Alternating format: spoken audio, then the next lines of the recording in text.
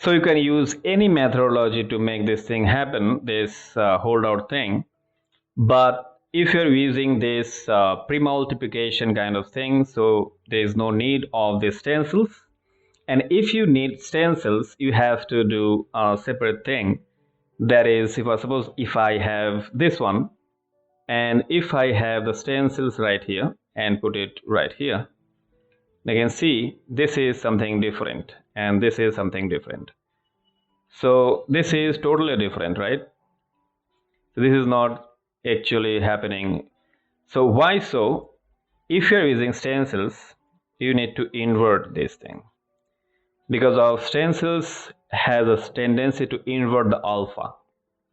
So that means is what, that you have inverted the alpha before using the stencil. That means stencils will invert it and then it will go back to the normal one. So this is all the techniques you can have while making this kind of thing. That stencils and Premult kind of same thing. You can see the same 1 1 1 1 and the same thing. So copy this also and copy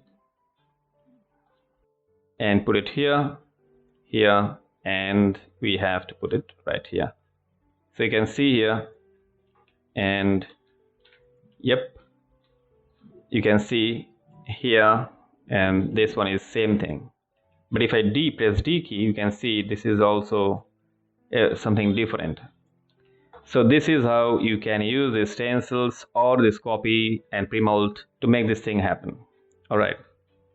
So let me show you. If I have press Alt C, sorry, and put it right here, it's looking really scary kind of thing. So Alt E, so nothing is there. There is no that link is there.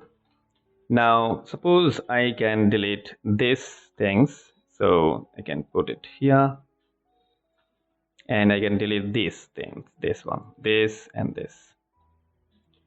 And here I am using stencils and 0.5 here.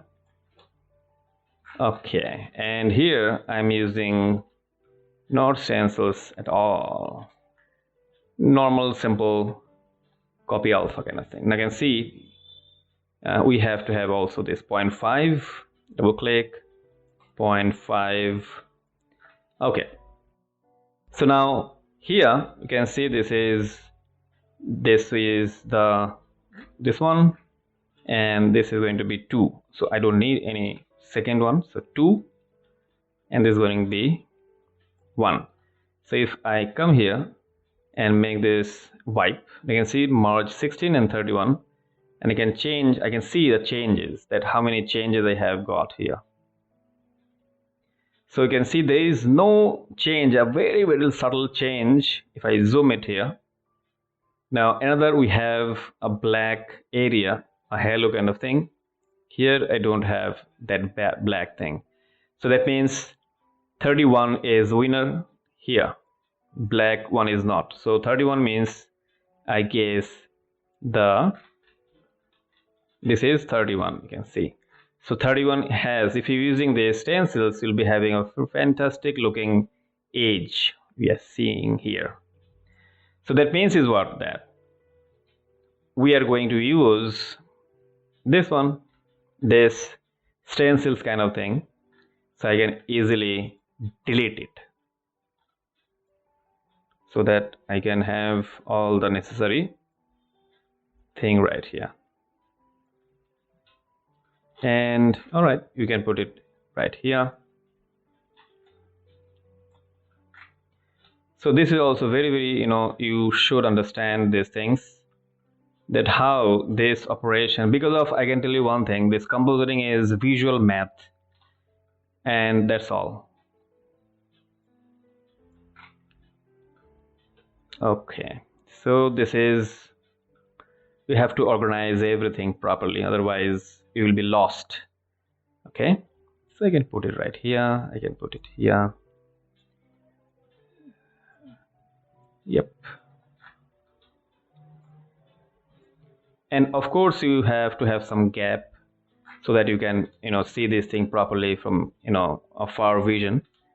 So this is important, and you can have the same thing in here. And see, we have this, we have also this.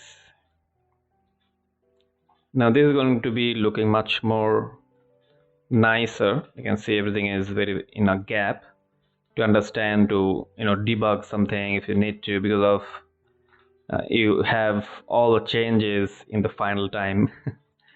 So you can have something like this. So this is also part of your lesson, that always make your script beautiful. Okay, in the next lecture I'm going to show you that how we're going to use this color correct feature to get seamless blending inside Nuke. See you there.